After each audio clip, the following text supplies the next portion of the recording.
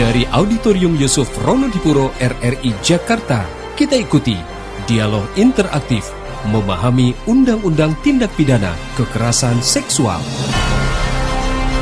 Bersama pembawa acara, Rudy Zain.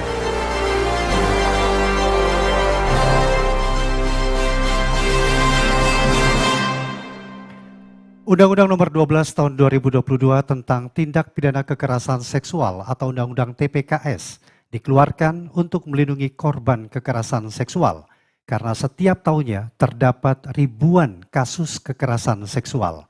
Undang-Undang TPKS ini diinisiasi oleh Komnas Perempuan, melibatkan DPR serta Kementerian Pemberdayaan Perempuan Perlindungan Anak. Undang-undang ini bertujuan untuk menegakkan nilai-nilai kemanusiaan dan memberikan perlindungan bagi korban. Undang-undang ini juga mengatur sejumlah langkah baru seperti pengaturan tindak pidana seksual, perlindungan terhadap korban, restitusi, dan penanganan kasus kekerasan seksual, khususnya terhadap pelaku anak. Selain itu, pemerintah juga telah mengeluarkan regulasi turunan untuk mengimplementasikan undang-undang ini. Integrated Campaign juga akan terus dilakukan melalui berbagai kegiatan seperti talk show kita pada pagi hari ini yang bertujuan untuk meningkatkan kesadaran masyarakat tentang kekerasan seksual dan memahamkan peran serta langkah yang dapat diambil hingga mendukung korban. Memahami Undang-Undang TPKS, tema talk show kita di pagi hari ini. Terima kasih hadirin sudah hadir di Auditorium Yusuf Ronodipuro RRI Jakarta.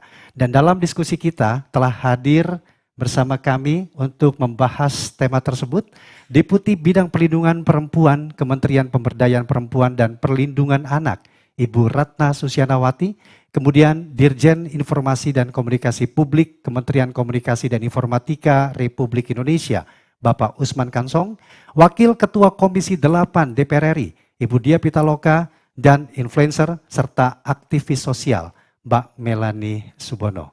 Pendengar Pro 3 dan juga pendengar Pro 1 dimanapun Anda berada, pemirsa RRI Net, pemirsa YouTube channel RRI Net Official, dan pemirsa YouTube channel Kemen PPPA RI. Diskusi ini juga diikuti oleh Dinas PPPA dari berbagai daerah di tanah air, serta perwakilan lembaga pemerintah melalui aplikasi Zoom.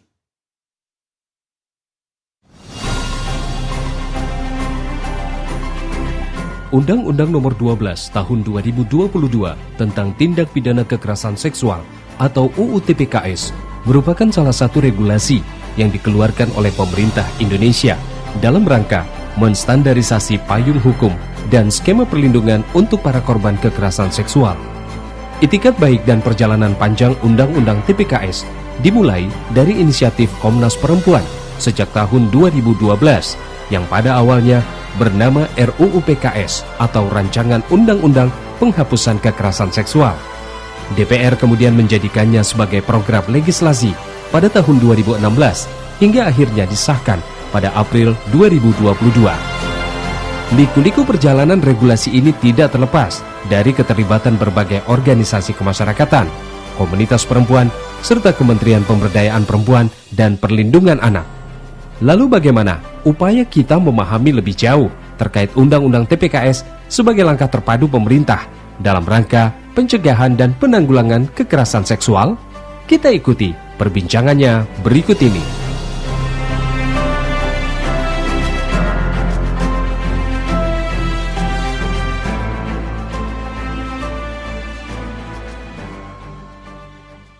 Pendengar Pro 3, pendengar Pro 1 dimanapun Anda berada, pemirsa RRI Net, pemirsa YouTube channel RRI Net Official, pemirsa YouTube channel Kemen PPA RI, dan juga hadirin yang hadir di Auditorium Yusuf Ronodipuro Jakarta. Sudah hadir bersama kami narasumber ataupun pembicara yang akan membahas diskusi kita pada pagi hari ini dengan tema membahas Undang-Undang Tindak Pidana Kekerasan Seksual atau Undang-Undang TPKS.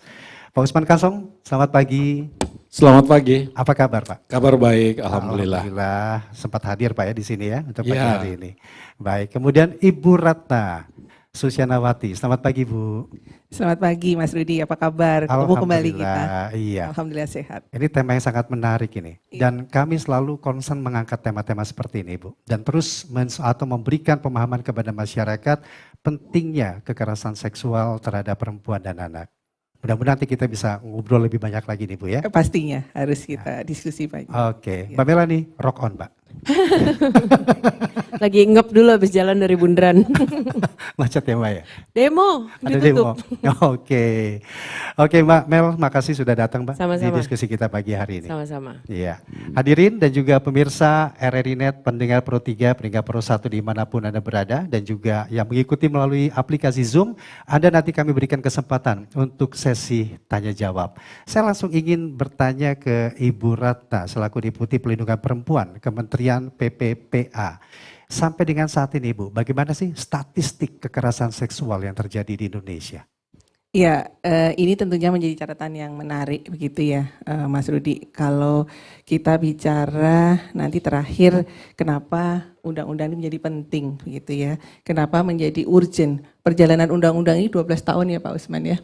Bu Mbak Melani ya, perjuangan panjang yang tentunya ditunggu oleh masyarakat dan semua publik di Indonesia ini. Namun kalau kita bicara tentang data, tadi menjadi sangat menarik karena kekerasan apapun itu bentuknya, termasuk khususnya kekerasan seksual ini fenomena gunung es gitu ya. Artinya bisa terjadi kapanpun, dimanapun, dan siapapun yang bisa menjadi pelaku dan bahkan menjadi korban. Dan korban terbesar dari data statistik yang kami himpun itulah perempuan dan anak. Jadi kami sejak tahun 2016, kemudian dilanjutkan di tahun 2021 yang lalu, mengadakan survei pengalaman hidup perempuan nasional dan survei pengalaman hidup dan anak dan remaja. Ini sebetulnya survei kekerasan sebetulnya, untuk memotret prevalensi seberapa besar sih kekerasan itu terjadi terhadap perempuan dan anak. Nah kalau kita melihat dari rentang usia 15 sampai 64 tahun yang menjadi sasaran dari survei ini, itu menunjukkan masih 26,1%. Itu kekerasan, perempuan mengalami kekerasan sepanjang hidupnya. Baik itu kekerasan bentuk lain atau kekerasan fisik yang dilakukan oleh pasangan atau non pasangan. Itu 26,1 berdasarkan survei tahun 2021 yang kami lakukan. Artinya 1 dari 4 perempuan itu mengalami kekerasan. 1 dari 4. Tapi ini prevalensinya turun sebetulnya Mas Rudi, karena di tahun 2016 yang lalu itu 1 dari 3. Artinya ada penurunan prevalensi. Kemudian kami juga melakukan pencatatan secara rutin, secara reguler yang kami himpun dalam sistem informasi online perempuan dan anak. Itu juga mencatat bahwa kasus kekerasan seksual yang masuk ke kami itu sekitar 13,4%. Itu kekerasan perempuan dan anak, khususnya kekerasan seksual. Namun sekali lagi kalau kita melihat jumlah penduduk Indonesia yang hampir 93 atau 95% itu separuhnya itu adalah penduduk perempuan. Kita artinya kalau berhitung usia 15 sampai 64 tahun ini yang menjadi korban kekerasan seksual berdasarkan survei tadi, kalau itu adalah 26,1 artinya ya sekitar 24 juta perempuan yang mengalami kekerasan. Nah, ini yang juga tentunya data ini ya, tidak ada satupun artinya di mana sih sebetulnya lokasi kekerasan seksual itu ya tidak bisa kita tunjukkan daerah mana dan tapi karena sekali lagi ini bisa terjadi dimanapun kepada siapapun, pelakunya juga kecenderungannya Pak Usman ini harus menjadi pertimbangan kita juga Mbak Melani, Bapak Ibu sekalian pemirsa, karena pelaku kekerasan itulah orang terdekat. Orang yang harusnya memberikan perlindungan, orang yang harusnya menjadi figur yang mengayomi, orang yang seharusnya memberikan toladan dan sebagainya. Nah, ini yang tentunya fenomena ini data dan statistik menunjukkan tren peningkatan kasus, tetapi juga prevalensinya turun. Kenapa? Artinya semenjak undang-undang ini atau bahkan sebelumnya sebetulnya sudah banyak yang ingin melaporkan, tapi masih ada keengganan untuk tidak berani lapor. Tapi dengan terbukanya ruang aksesibilitas sekarang ini, sudah ada jaminan undang-undang yang sangat luar biasa. 9 Mei ini momentum yang luar biasa. 12 tahun perjalanan yang menanti yang cukup panjang, 9 Mei ini menjadi momentum menjadi tonggak awal lah lahirnya sebuah regulasi yang lex spesialis, artinya Oke, khusus. ya. Kemarin pada saat proses penyusunan undang-undang ini Mas Rudi, kita itu menyandingkan hampir ada 12 undang-undang yang kita sandingkan. Karena apa? Apakah tidak cukup ada undang-undang yang lainnya? Sudah ada undang PKDRT, ada undang-undang tentang pemberantasan tindak pidana perdagangan orang, ada undang-undang pornografi, ada undang-undang sistem peradilan pidana anak. Ternyata belum menjangkau ke isu kekerasan seksual ini. Akhirnya keluarlah undang-undang yang tadi perjalanannya, undang-undang ini awalnya adalah undang-undang penghapusan kekerasan seksual. Ya. Tapi karena pertimbangan ini adalah extraordinary, ini sudah kejahatan yang serius, akhirnya menjadi undang-undang tindak pidana kekerasan seksual. Undang-undang TPKS. Iya. Kita berikan aplaus dulu untuk diskusi kita dan narasumber yang sudah hadir di hadapan kita di Auditorium Yusuf Ronodipuro, Jakarta. Saya juga masih ingin bertanya ke Bu Ratna, kalau tadi memiliki data dari hasil survei, ternyata 26,1 itu adalah pihak yang menjadi korban. Faktor penyebab dari fenomena kekerasan seksual selama ini yang ditangani oleh Kementerian PPPA itu apa saja ini, Bu? Ya, kami masih mencatat banyak faktor sebetulnya ya kalau kita bicara kenapa sih kekerasan ini muncul, akar permasalahannya banyak begitu ya. Namun kalau kami melihat adalah sekarang ini masih dominasi pandangan masyarakat ya, nilai, dogma yang berkembang di masyarakat. Artinya budaya, kita tidak menyalahkan ya ketika budaya patriarki yang masih berkembang sangat kental di masyarakat kita, ini luar biasa ketika bagaimana hubungan atau terjadi misalnya hubungan antara laki-laki dan perempuan, kemudian bagaimana memastikan korban-korban kekerasan itu untuk berani bicara, untuk speak up, itu ternyata nggak mudah karena masyarakat masih mengonstruksikan ini hal yang tabu loh untuk lapor, padahal sudah mengalami bertahun-tahun kasus kekerasan dipendam, kemudian tidak tersampaikan, tidak berani bicara. Ini ada sebuah nilai kalau lapor nanti tabu, tidak hanya tabu untuk dirinya sendiri sebagai korban, tapi keluarganya akan kena, masyarakat sekelilingnya akan juga terstigma. Artinya apa? Ketika kita bicara juga kekerasan seksual, yang terjadi ini adalah persoalan relasi kuasa, subordinat. Masih menempatkan perempuan itu ya kalau sudah korban, ya sudah itu sebuah hal yang biasa lah, nggak usah lapor, toh nanti juga akan selesai begitu ya. Makanya undang-undang ini juga luar biasa Pak Rudi, karena undang-undang ini memastikan tidak ada loh yang namanya restoratif justice. Nggak ada ampun dari undang-undang ini ya Pak Usman. Nggak ada yang namanya nanti ada antara pelaku dengan korban kemudian berdamai, tidak ada. Undang-undang ini ya artinya ketika ini lex spesialis dengan sistem beracara pidana yang sangat ketat gitu ya, pengaturan-pengaturan yang ada juga 9 jenis kekerasan plus yang lainnya yang tidak ada di dalam undang-undang ini, tetapi sistem beracara pidananya merujuk pada undang-undang tindak pidana kekerasan seksual. Jadi sekali lagi banyak hal, banyak faktor yang kami catat khususnya ketika ini korbannya perempuan dan anak, lagi-lagi juga ada selain budaya juga ekonomi ya, persoalan ekonomi, persoalan sosial dan sebagainya. Jadi tapi sekali lagi ini hal yang memang harus terus kita dorong, literasi Pak Dirjen, literasi, edukasi, nanti juga tokoh-tokoh yang menyuarakan itu menjadi sangat penting upaya kita karena undang-undang ini sekali lagi bicaranya hulu hilir. Artinya kita bicara dari mulai aspek pencegahannya, penanganannya, kemudian pemulihan korban ini juga menjadi penting dan juga adalah penegakan hukum. Ini menjadi penting. Ya, dan kami ingatkan untuk Anda pendengar Pro 3, pendengar Pro 1 dimanapun Anda berada, pemirsa RRI.net ataupun Anda yang menyaksikan diskusi kami melalui YouTube channel kami. Anda juga dapat berpartisipasi menyampaikan pertanyaan melalui WhatsApp kami di 081 399 399 888. Kami juga menantikan Ibu Diah Pitaloka ya, Wakil Ketua Komisi 8 DPR RI, karena tentu yang sangat tahu betul dalam urgensi pembahasan sampai pengesahan Undang-Undang TPKS ini. Dan saya ingin ke Pak Usman Kansong. Kita laki-laki pada antara perempuan ini Pak ya. Ada nanti hal-hal itu yang kita tanyakan. Tapi kalau di awal ini saya ingin tahu langkah konkret apa dari Kemenkominfo untuk mendukung atau mensupport dari Undang-Undang TPKS ini memberikan pemahaman secara luas kepada masyarakat Pak. Iya, jadi Undang-Undang TPKS ini sedang dibuatkan PP-nya, peraturan pemerintah.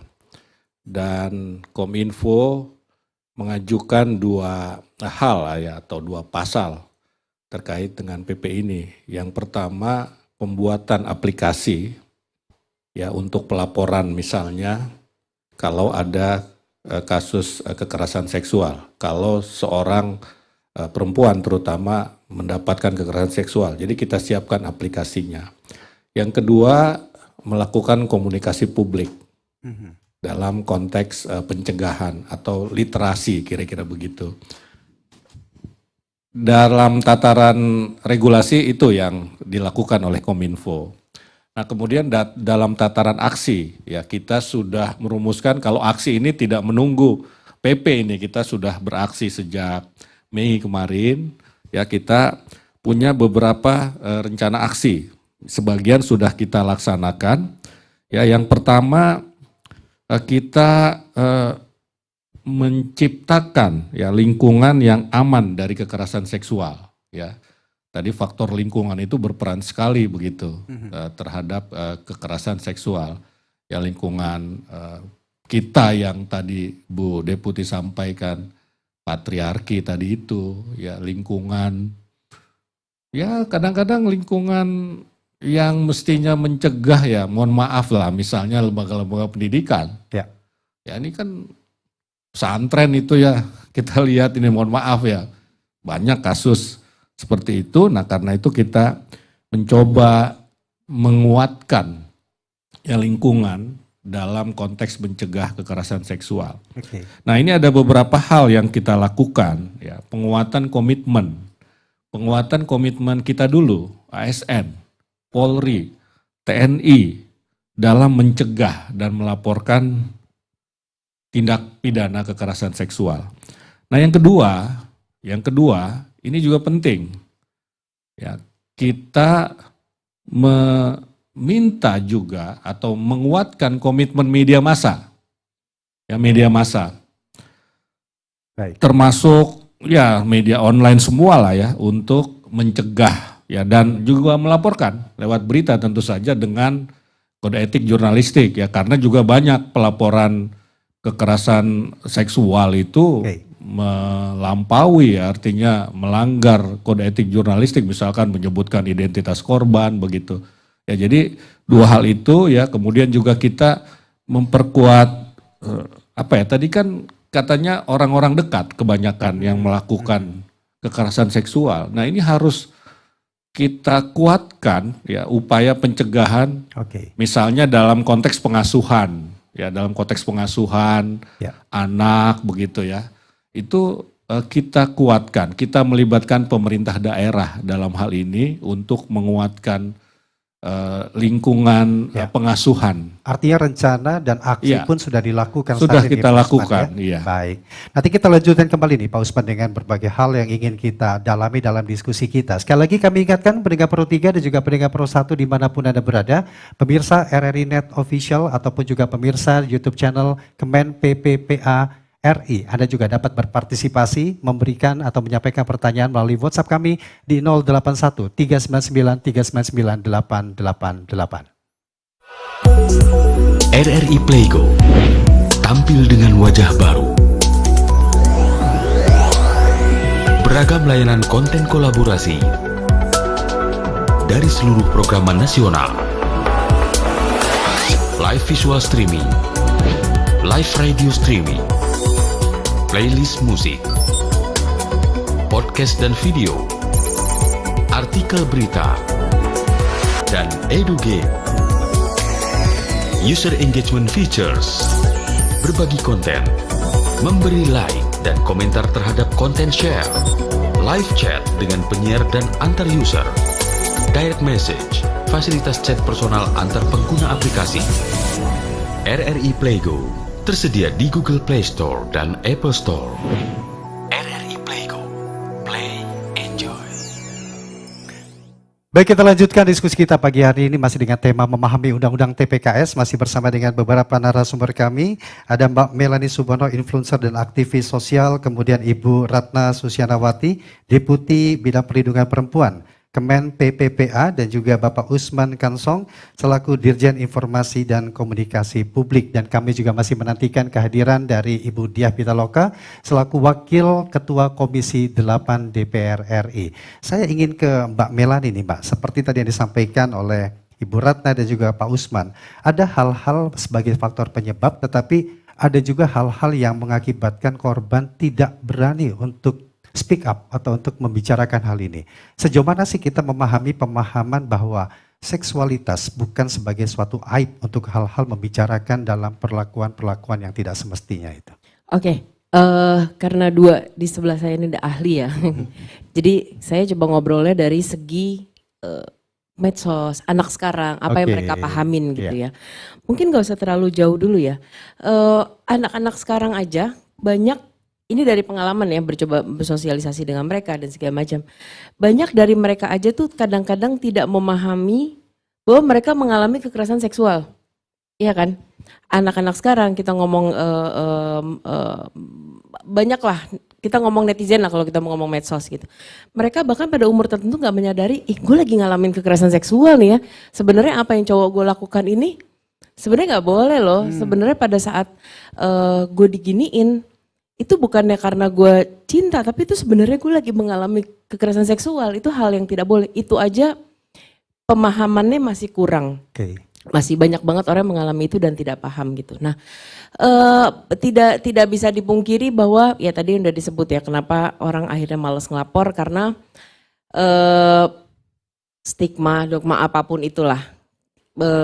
Kadang-kadang kita yang mengalami malah kita yang dipermalukan. Kita yang menjadi, ya balik lagi media deh, kita ngomong paling standarnya. Berapa sering sih kita ngelihat media menulis nama korban tapi pelaku dibuat inisial. Ya dong, itu kebalik banget kan sebetulnya. Kita selalu tahu nama korban lengkap dengan muka-mukanya, dia diwawancara sampai rumah-rumahnya kita tahu. Tapi pelakunya inisial. Itu udah benar-benar salah gitu. Nah, terlalu luas nih aku mau jelasin. Jadi sebelum kita mengerucut ke pertanyaan tadi, sebaiknya bukannya nggak mau jawab, kita mengulang lagi dulu deh. Kita mengajarkan dulu, mensosialisasikan dulu ke orang-orang apa sih itu kekerasan seksual. Sebelum kita bisa ya jauh ke pertanyaan tadi, apa sih itu kekerasan seksual? Apa sih yang harus kita lakukan? Terus salah nggak sih kalau gue ngelapor pada saat gue ngalamin kekerasan seksual? Sebenarnya gue hal memalukan nggak sih pada saat gue ngalamin kekerasan seksual? Gitu sih kalau aku bilang. Kalau mau mulai langkah awal dari jawaban aku, mendingan kita balik ke situ dulu. Gitu. Karena sementara undang-undang ini berbelas tahun dilakukan, orang luar sana malah sinis dan bahkan nggak tahu kalau kita mengalami kekerasan seksual. Seperti itu. Tapi paling tidak dari data ataupun kasus yang ditangani oleh Kementerian P3A ini, hak yang harus diakui dan dihormati, itu apa saja? Pertama kalau kita korban, rahasiakanlah kita. Gitu, itu pertama, kita punya hak melapor. Saya orang yang dengan pengalaman pribadi mencoba melaporkan beberapa orang. I'm so sorry to say, maaf banget, kita negara yang terlalu banyak punya hotline, punya nomor pelaporan, nanti SMS ke sini, nanti WhatsApp ke sini, berjalan juga enggak gitu. Syukur-syukur ditanggepin. Itu tidak dipungkiri orang banyak ngalamin kesinisan gitu. Gue lapor kayak ditanggepin aja. Gue ngelapor ke polisi kayak ditanggepin aja. Polisi juga kadang-kadang males karena menanggapi laporan kekerasan seksual. Pertama, mereka kadang nggak paham. Kedua, kita juga ditarik sama keluarganya. Tadi juga damai, itu juga nggak salah gitu. Mereka punya hak untuk dilindungi, mereka punya hak untuk dirahasiakan, mereka punya hak untuk ditanggapi, dan mereka punya hak untuk dilindungi. Karena kan bagaimanapun beberapa hal juga masih menjadi plus minus ya dalam undang-undang ini gitu. Jadi hak manusia aja sih, hak manusia aja. Paling dasar ya itu, korban selalu dikenal masyarakat, pelaku enggak. Itu udah suatu hal yang sangat terbalik dan salah. Nah, untuk mendorong Bu Ratna, untuk mendorong masyarakat agar, ataupun korban khususnya, Dan terutama sekarang sudah ada kanal khusus atau saluran khusus Sapa 129 ya yang dimiliki oleh Kemen P3A. Ini bagaimana potensi untuk mendorong masyarakat terutama korban untuk bercerita ataupun speak up mengenai hal yang mereka alami. Aku dengar kanal tuh aduh kanal lagi gitu. Aku tuh gitu aduh ada lagi. Iya, mudah-mudahan ini dikatakan Mbak Melani, optimisme harus ada ya, tetap harus terbuka. Jadi tadi juga data yang kami sampaikan bahwa kalau kita bicara merujuk data ya Pak Rudi 2016-2021, artinya terjadi penurunan prevalensi meskipun masih kecil gitu ya. 1 dari 3 yang awalnya di 2016 perempuan usia 15 sampai 64 tahun yang tadi mengalami kekerasan sepanjang hidupnya dalam dalam berbagai bentuk kekerasan ya, termasuk kekerasan seksual. Kemudian di 2021 itu menurun 1 dari 4. Prevalensi ini penurunannya karena salah satunya adalah sebenarnya keberanian korban lapor. Begitu undang-undang, tapi ini masih ada juga pastinya masih ada challenge, masih ada pending matter itu pasti begitu ya. Tapi dari data ini saja paling tidak mudah-mudahan ini juga menjadi rujukan, menjadi guidance bagi kita. Ternyata penurunan prevalensi itu karena terjadi karena speak up. Begitu undang-undang TPKS terbit, diundangkan, itu langsung banyak sekali kasus-kasus yang muncul dan itu setelah kita lihat dari pelaporan yang masuk baik itu pengaduan langsung atau tidak langsung yang kami tangani, itu kejadiannya sudah cukup lama. Bahkan sebelum undang-undang ini ada. Nah, ketika keberanian masyarakat untuk sudah mulai berani speak up, tentunya ini memberikan sebuah kepercayaan publik ya, sudah mulai ada ya Pak Dirjen ya, sudah ada ternyata sebagai korban kita sudah paling tidak minimal saluran mana sih yang ketika kita mendapatkan perlakuan menjadi korban itu di mana sih sebetulnya kita bisa menyampaikan apa yang menjadi persoalan, menjadi problem ini. Kami setiap hari dengan adanya layanan ini Pak Usman, Bu Melani itu data terus dan kami artinya mendampingi korban ini luar biasa. Tindak lanjutnya bagaimana Bu? Iya, kita berkolaborasi ketika banyak juga kasus-kasus yang kemudian diselesaikan di jalur penegakan hukum. Ini pelakunya ya, kasus yang begitu kemarin viral misalnya begitu pasca undang-undang ini kasus di anak yang menimpa 12 anak di Bandung. Yang kemudian juga hakim membenarkan pidana seumur hidup dan kemudian restitusi. Restitusi itu juga menjadi bagian punishment, menjadi bagian yang menjadi concern dari undang-undang ini. Karena apa? Sekarang ini ketika pelakunya adalah orang yang dipandang mampu secara ekonomi, sekarang ini dengan adanya restitusi mereka bisa berdasarkan perhitungan dari pengadilan, penetapan pengadilan, aset itu untuk memberikan ganti rugi secara material kepada korban. Nah, ini juga menjadi tentunya ini masih terus bertahap. Harapan kita undang-undang ini juga menguatkan lembaga layanan. Ini menjadi penting. Lembaga layanan ini di tingkat daerah dan di tingkat pusat. Bagaimana nanti mekanisme betul seperti tadi disampaikan Pak Dirjen, kami terus sedang mengoperasionalisasikan dari undang-undang ini karena cukup banyak turunan dari undang-undang ini. Ada 5 peraturan pemerintah, 5 peraturan presiden yang harus diselesaikan. Dan saat ini dengan simplifikasi akhirnya Pak Dirjen 3 PP dan 4 Perpres. Saat ini proses ini sudah berjalan, sudah tinggal menunggu proses harmonisasi nanti supaya ini juga akan memperkuat untuk operasionalisasi dari undang-undang ini. Meskipun sejatinya apapun itu undang-undang sejak diundangkan itu sudah berlaku sah dan mengikat.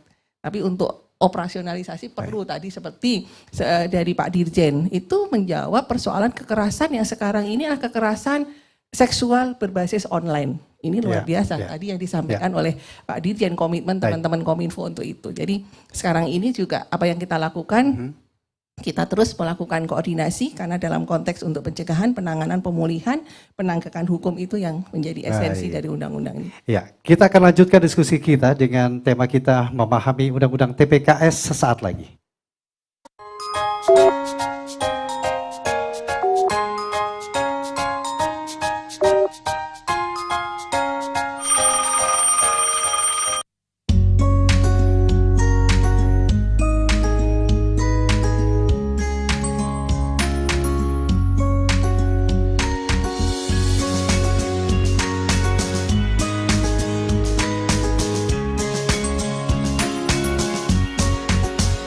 Manusia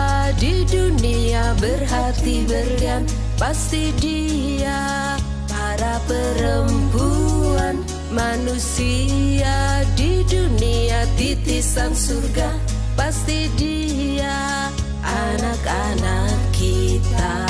Mereka cahaya penerang semesta, penuh irama gerakan dunia.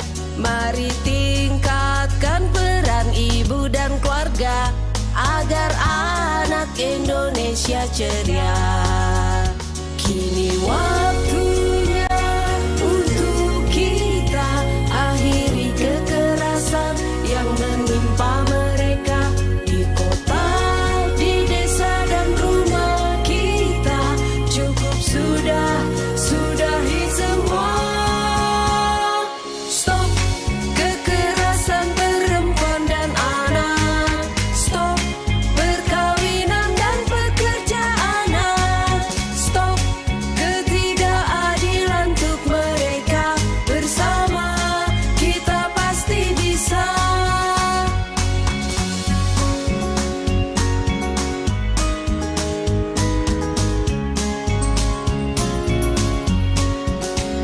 Mereka cahaya penerang semesta, penuh irama gerakan dunia.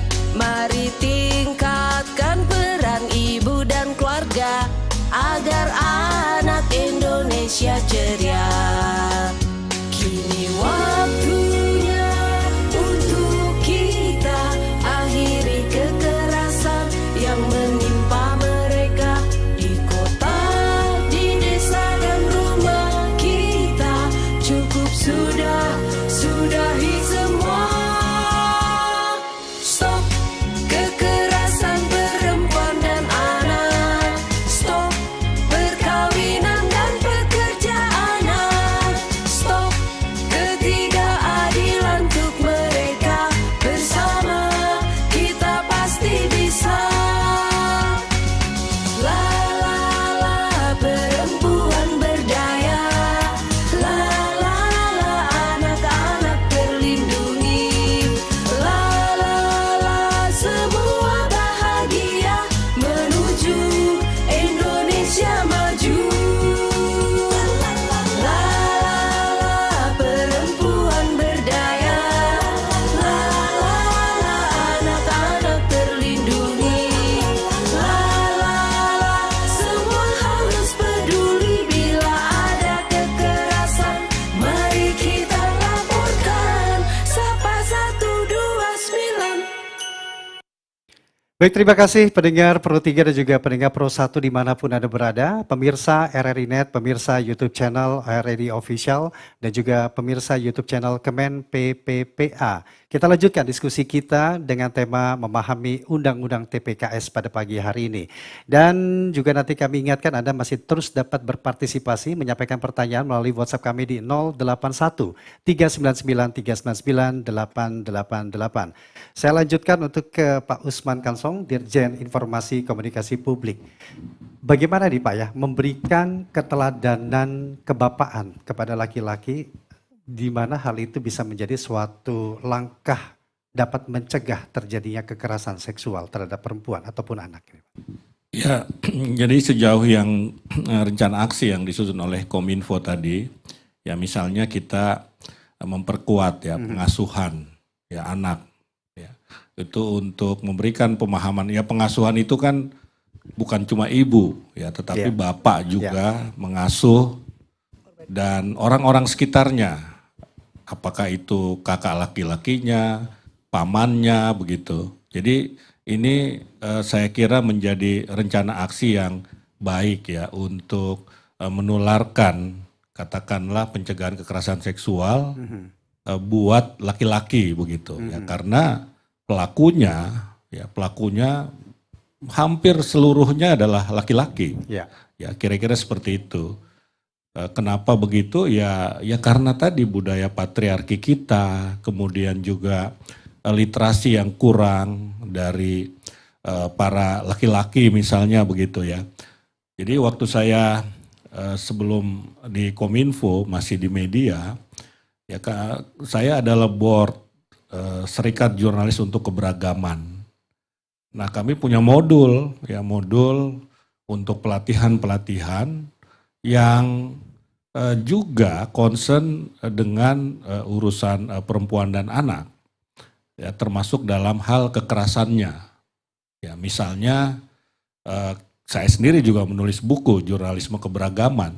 Nah, di situ kita tanamkan nilai-nilai gender, ya, kepada teman-teman media memang terutama, ya, tetapi umum kita lakukan karena kita datang juga ke pesantren-pesantren, ke universitas-universitas, ya, ke sekolah-sekolah.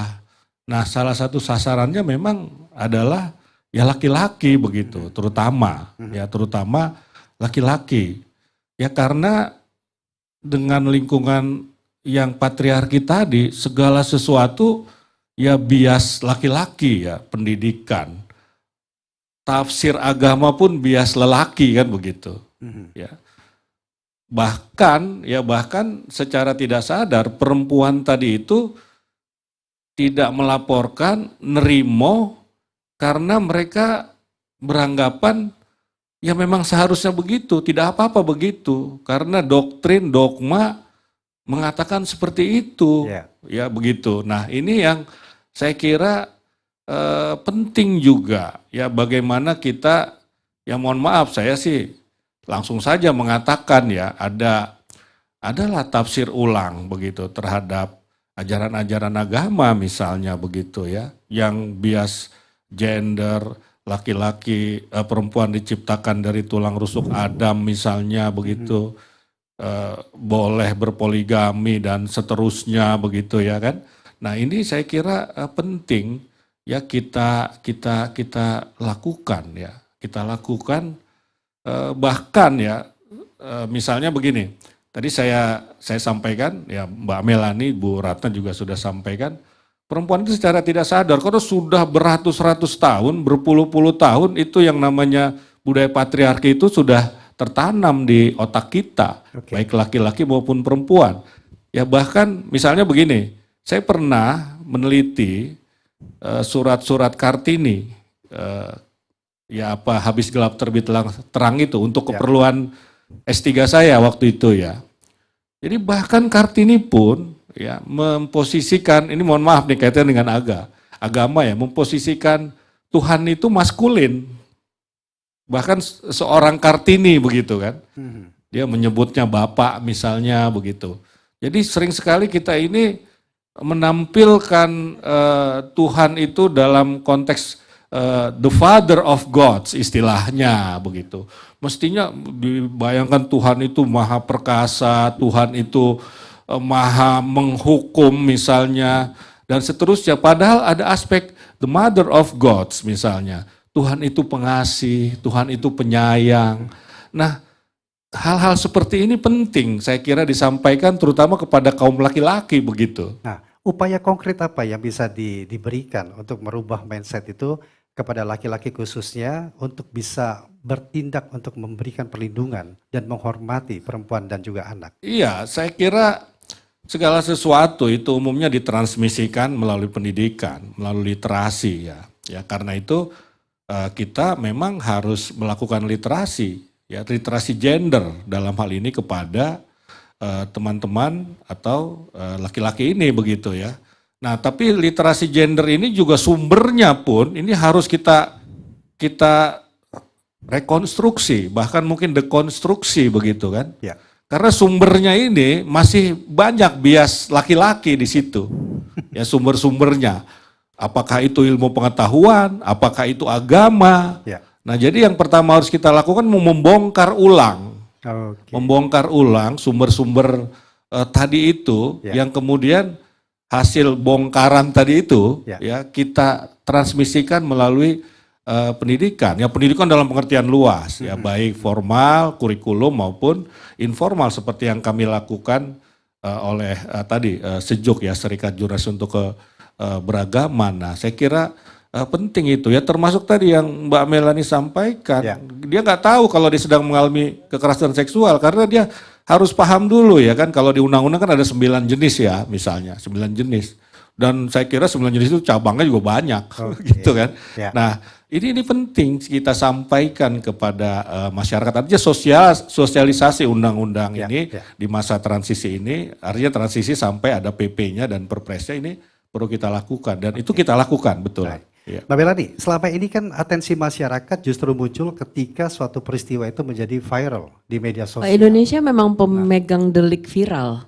Kalau nggak viral diprosesnya memang agak lama. Karena saya sering mendampingi. Nah, gimana cerita atau pengalaman selama pendampingan dan juga prosesnya? Pendampingan, pelaporan atau apapun itu lebih mudah kalau saya bawa media atau saya menunjukkan muka saya gitu. Oh Mbak Melani, kadang-kadang gitu. Oh Mbak Melani tuh bilang kayak dari kemarin. Gimana urusannya Pak? Maksudnya harusnya kan tidak ngaruh ya. Siapapun itu yang mengantar gitu. Jadi kadang-kadang pada saat saya mendengar data itu berkurang gini-gini, kadang-kadang pengen nanya gitu, emang kekerasannya berkurang? Atau yang lapor memang berkurang gitu. Berkurang itu karena gak ada kekerasan apa males? Ya kayak tadi dengar kata kanal, dengar kata hotline, dengar kata apapun. Karena hampir gini, karena saya tipe orang yang gak mau ngomong tanpa ada data. Jadi emang gue punya hobi, ada kanal, ada hotline, doyan nyoba duluan gitu. Bener gak sih? Emang doyan gitu jadinya, nih pengen lihat nih. Ya memang banyak yang diproses juga banyak, tapi tidak bisa dipungkiri kalau memang ingin diproses lebih cepat, maka viral lah. Nah berapa orang punya akses untuk ke viral itu gitu. Nah aku setuju yang dibilang tadi, untuk orang bisa speak up, dia harus tahu dulu apa yang terjadi pada gue ini salah. Dan ini bukan salah gue terjadi. Ini bukan salah saya ini terjadi, saya nggak harus malu. Kalau di luar negeri kan bahkan anak-anak TK tuh udah bisa ajaran dengan nyanyi gitu kan, don't touch this is, yang hal-hal kayak gitu. Itu memang harus masuk udah ke kurikulum yang sehingga pada saat orang tuanya mungkin, nggak semua orang tumbuh beruntung ada orang tua kan, atau mungkin ada masalah dalam keluarganya sehingga pada saat itu sudah menjadi bagian dari perjalanan di sekolah kah, di lingkungan kah, ciptakanlah lagu anak-anak apa segala macam yang memang mengajarkan hal seperti itu, otomatis sudah ada di kepala mereka. Oke, ini salah gitu. Tapi kalau kembali ke pelaporan tadi, memang sebaiknya either kita punya uang, kita punya koneksi, atau harus viral, maka proses akan berjalan lebih cepat. Gitu. Baik, Bu Ratna, undang-undang TPKS kita sudah punya, implementasi di lapangan apakah menemui atau tantangan apa yang bisa dikatakan sebagai implementasi dari undang-undang ini? Ya, tantangan terbesar sebetulnya adalah ya tadi, karena ini seperti tadi sampaikan Pak Dirjen, Mbak Melani, memahamkan masyarakat menjadi penting untuk melek gitu ya. Artinya melek bahwa kita sudah punya undang-undang, sudah punya kekuatan hukum, jaminan perlindungan sudah ada. Karena memang masih banyak, karena sekali lagi ini kan fenomena gunung es gitu ya. Banyak kasus-kasus yang sesungguhnya terjadi tetapi tidak terlaporkan. Karena tadi ya korban enggan, tidak hanya korban, keluarga korban malu, karena ini dianggap stigma, kemudian stereotype, itu luar biasa. Padahal kalau kita bicara dampaknya itu luar biasa. Korban kekerasan seksual kan mengalami tidak hanya dampak yang tadi pemulihannya luar biasa. Tidak hanya dalam waktu yang bisa dihitung dalam jangka pendek, ini jangka panjang. Bagaimana? Korbannya bukan satu orang itu aja sih sebenarnya, keluarga juga korban. Keluarga. Nah ini maka undang-undang ini, semangat dari undang-undang ini adalah memberikan pemenuhan atas hak kepada siapa? Kepada korban dan keluarganya. Jadi semangat dari lex spesialis undang-undang itu ya, kepentingan terbaik bagi korban. Kemudian tujuan end goal-nya itu adalah memastikan bahwa wilayah kita Indonesia ini harus bebas dari kekerasan seksual. Itu semangat yang diusung dari undang-undang ini. Jadi zero toleran terhadap kekerasan ini, meskipun tantangannya pasti pending matter-nya masih banyak ya. Untuk memastikan atau bisa korban itu untuk speak up aja susah gitu ya. Tapi sekarang ini dari beberapa yang kita temui itu sudah banyak penyintas yang berani bersuara. Nah ini menjadi sebuah testimoni, menjadi praktek baik yang nantinya juga bisa menyampaikan kepada mungkin korban-korban lain yang belum berani bicara. Ternyata sekarang ini sudah lebih nyaman loh kalau kita berani lapor dan sebagainya. Tapi sekali lagi pastinya di masyarakat pasti pending matter pasti ada. Setiap apapun itu, policy kebijakan apapun yang kita buat pasti ini bertahap lah semuanya. Ya. Tetapi Proses, kita melihat ya, Bu, ya? proses. By Tapi proses. kita melihat Baik. sebuah progres yang baik. Iya. Semakin menarik diskusi kita dalam tema masih dalam pagi hari ini, atau memahami Undang-Undang TPKS, dan kita berikan aplaus dulu untuk narasumber dalam diskusi kita di pagi hari ini. Baik, diskusi akan kita lanjutkan sesaat lagi. Para korban harus berani melapor karena sudah ada ruangan dan petugas yang tepat untuk memberikan penanganan dan perlindungan yang terbaik bagi korban. Saya dilecehkan, Ibu. Mohon diceritakan, kami akan proses. Dalam Undang-Undang TPKS, tidak ada lagi ruang bagi pelaku kekerasan seksual lolos dari hukuman. Semua harus diproses di pengadilan. Damai saja bisa kan? Tidak bisa, Ibu. Undang-Undang TPKS ini juga memastikan keterangan saksi dan korban disertai satu alat bukti sudah cukup menjebloskan pelaku ke penjara. Undang-Undang TPKS berlaku 9 Mei 2022. Ini wujud negara hadir untuk melindungi hak korban. Untuk itu, jangan takut untuk melapor. Baik, kita lanjutkan diskusi kita memahami Undang-Undang TPKS masih dengan beberapa narasumber kita yang hadir pada kesempatan pagi hari ini. Dan silakan Anda masih dapat terus memberikan pertanyaan ataupun komentar tanggapan Anda dari diskusi kita yang nanti akan kami sampaikan dalam sesi berikutnya melalui WhatsApp kami di 081-399-399-888, atau Anda yang mengikuti diskusi kita melalui aplikasi Zoom, Anda juga dapat menyampaikannya melalui kolom chat yang tersedia dalam aplikasi Zoom. Saya ingin ke Mbak Melanie kembali, seringkali menjadi pendamping Mbak ya. Bahkan kalau kita katakan keluarga, bagaimana perannya, keluarga pun juga menjadi korban dalam hal ini. Sebenarnya dari pengalaman ataupun yang Anda dampingi selama ini, apa sih dampak nyata yang mereka rasakan, yang mereka alami dari peristiwa yang tidak mengenakan atau traumatis ini, Mbak? Aku nyebut itu apa ya, kayak lingkaran setan kali ya. Pelaku umumnya, dan aku setuju, paling banyak adalah ring satu kita. Ya, orang-orang yang kita percaya, apapun itu ya, mau itu guru, mau itu ustadz kita, mau itu om kita, mau apapun itu. Jadi edukasi memang harus dilakukan ke keluarga. Satu keluarga tuh harus paham, nggak cuman anaknya berani speak up, tapi orang tuanya juga nggak paham, nggak bisa. Kedua, dalam hal pada saat ini udah terjadi, keluarga harus tahu bahwa ini bukan hal memalukan. Jaga anak lo, karena aku beberapa kali mengalami pendampingan dan ternyata keluarga itu juga mereka gini, aku sempat berantem sama Baim pada saat Baim bikin tayangan podcastnya dia yang sok-sok ngelapor itu, dan ternyata ngelapor ke polisi tentang kekerasan seksual. Karena aku deket sama dia, Baim dan Paula, aku ngobrol gitu, lo kenapa sih bikin kayak begini? Lalu dia bilang, iya Mel, masalahnya sebenarnya yang pengen gue sindir bukan mempermalukan korban kekerasan seksual, tapi sebenarnya waktu itu gue mau nyindir polisi. Lalu aku ngobrol tuh, kita ke Komnas Perempuan sama Mbak Im segala macam, kita ngobrol. Dan ternyata di situ ada persentase lagi, ada persentase bahwa memang hampir, aku lupa berapa persen, tapi sebagian besar polisi memang tidak mau menanggapi laporan kekerasan seksual karena umumnya pada saat mereka udah proses jalan panjang lebar, ditarik oleh siapa? Keluarga. Bapaknya kah, ibunya kah, saudaranya lah, kakak ipar suaminya, ada lah tuh berentet, keluarganya banyak banget gitu. Di situ aku mengerti bahwa ya keluarga emang fungsinya penting banget ya. Keluarga masih menganggap itu hal memalukan. Banyak anak yang berani speak up, tapi bapaknya akan bilang, aduh kalau teman-teman papa tahu, apa, ya kan pasti kayak gitu. Aduh kalau teman arisan mama tahu gitu, dalam hati gue jangan arisan lah, jangan berteman sama situ kalau emang lo gak bisa mengerti itu.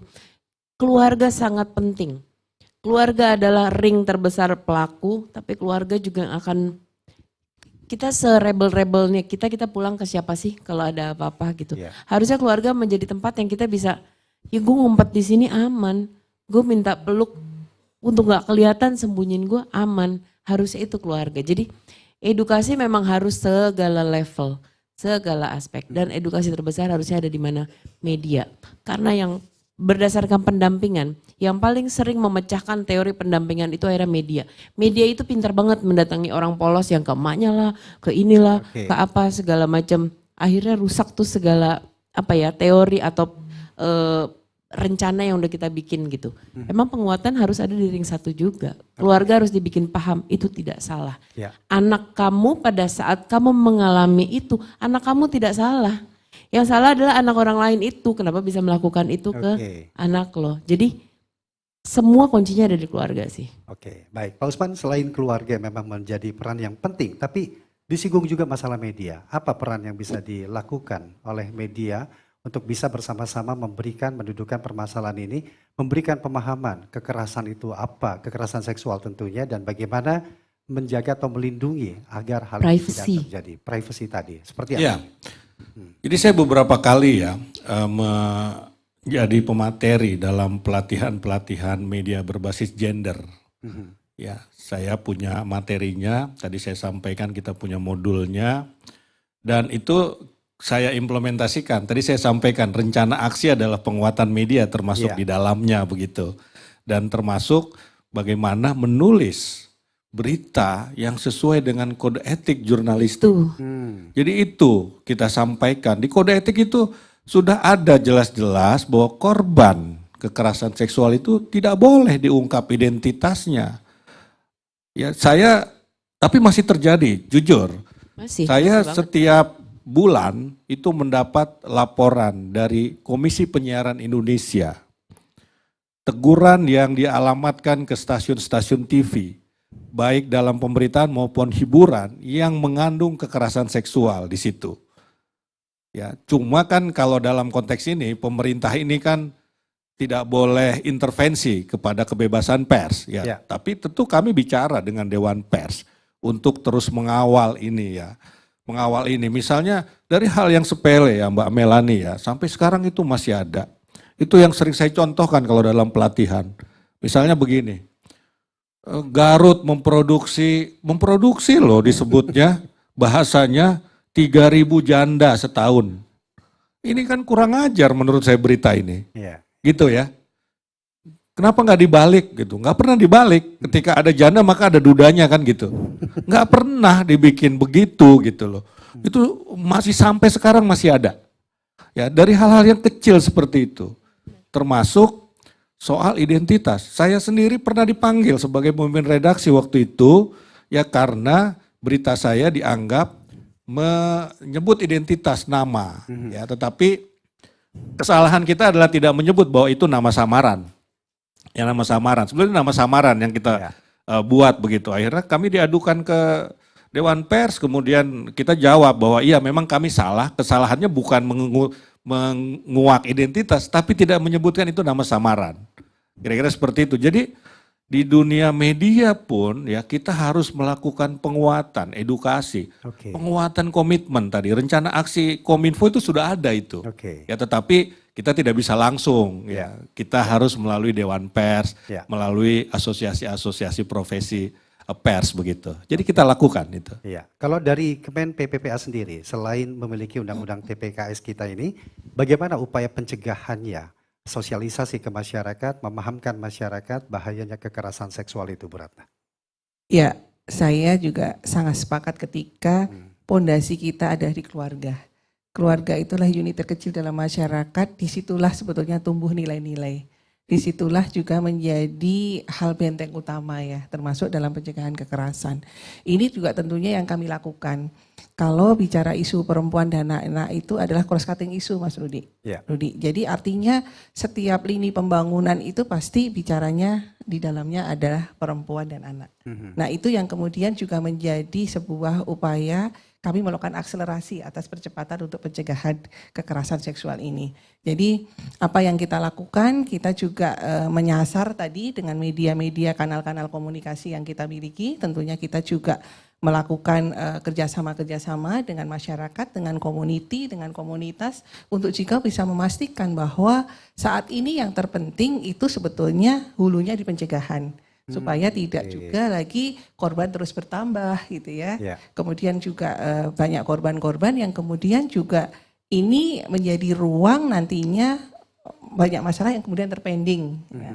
Nah, apa yang kita lakukan tentunya ya tadi memasifkan sosialisasi, kemudian juga menggunakan media-media, keterkaitan kita dengan teman-teman media juga menjadi sangat penting karena inilah menjadi katalisator lah ya untuk bisa memastikan bahwa isu kekerasan seksual ini yang harus kita lakukan saat ini selain juga menyelesaikan tadi persoalan-persoalan kekerasan yang sudah terlaporkan, yang sudah ada, tetapi membenteng itu menjadi penting, pencegahan sekali lagi dan dimulainya di mana di keluarga. Program-program kami juga banyak yang kemudian juga memberikan kesempatan partisipasi masyarakat juga menjadi bagian yang penting karena tidak mungkin ini hanya bisa dilakukan oleh pemerintah, tetapi juga harus kolaborasi bersama. Jadi kerjasama yang melibatkan tadi pentahelik itu menjadi penting ya. 5 unsur itu menjadi penting. Paling tidak peran masyarakat apa yang bisa dilakukan untuk ini, Bu? Peran masyarakat tentunya juga melaporkan pastinya. Kemudian juga karena di dalam, sekali lagi saya kembali pada undang-undang ini karena dalam pelaksanaannya nanti dalam pencegahan, pemenahan, pemulihan dan penegakan hukum ini ada kolaborasi yang dibangun antar siapa? Antara pemerintah daerah dan lembaga layanan berbasis masyarakat. Baik. Karena banyak sekali teman-teman aktivis, teman-teman pemerhati kekerasan itu yang bergeraknya juga justru pendampingan pada kasus-kasus kekerasan itu sangat intensif. Nah, bagaimana memastikan itu kolaborasi antara lembaga layanan milik pemerintah berbasis masyarakat dan juga sekali lagi peran-peran itu semuanya bisa dilakukan dengan kolaborasi dan sinergitas yang baik tentunya. Baik, kita berikan aplaus dulu untuk diskusi kita di sesi pertama ini. Dan juga kami sampaikan mohon maaf Ibu Diah Pitaloka tidak bisa hadir di tengah-tengah kita sebagai pembicara dikarenakan terjebak kemacetan di Jakarta. Tetapi mudah-mudahan diskusi ini tidak mengurangi makna dan tujuan apa yang kita ingin capai dari tema kita yaitu memahami Undang-Undang TPKS. Pendengar Pro 3, pendengar Pro 1 dimanapun Anda berada, pemirsa RRI Net ataupun juga Anda yang menyaksikan melalui YouTube channel RRI Net Official, YouTube channel Kemen PPA RI. Anda juga terus dapat mengikuti setelah pukul 11 melalui YouTube channel RRI Net Official dan Kemen PPPA serta melalui aplikasi RRI Playgo. Tetaplah bersama kami.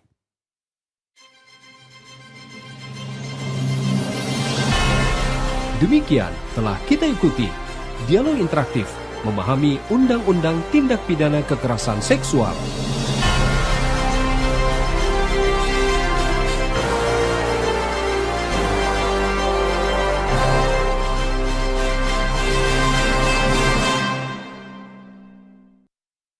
Baik, kita lanjutkan diskusi kita memahami Undang-Undang TPKS masih bersama dengan Ibu Ratna Susyanawati selaku Deputi Perlindungan Perempuan Kementerian Pemberdayaan Perempuan dan Perlindungan Anak, kemudian Bapak Usman Kansong, Dirjen Informasi Komunikasi Publik dan Mbak Melanie Subono, influencer yang juga aktivis sosial. Saya ingin ke Mbak Melanie lagi.